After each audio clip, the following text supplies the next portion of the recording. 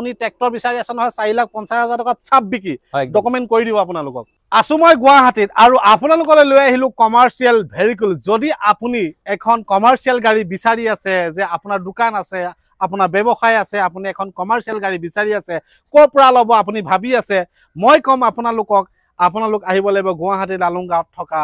SS motors হয় মোৰ লগত ভৱেশ দা আছে ভৱেশ দা যেহেতু আপোনাৰ লগত একদম বিগেষ্ট ষ্টক হয় হয় কিমানখন গাড়ী আছে বৰ্তমান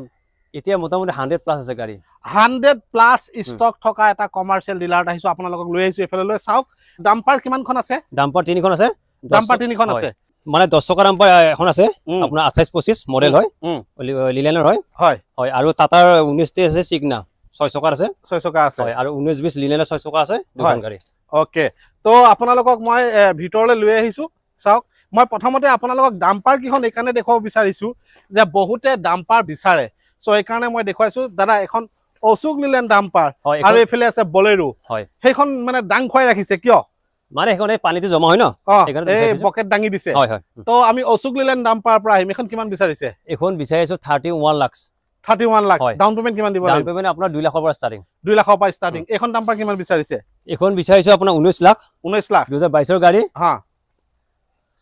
এখনৰ ডাউন পেমেন্ট কিমান দিব লাগিব এহ 2 লাখৰ পৰা ষ্টাৰ্টিং আছে 2 লাখৰ পৰা ষ্টাৰ্টিং 2 লাখ টকা যদি আপুনি লৈ আহে নহয় তেতিয়া হলে আপোনালোকে এখন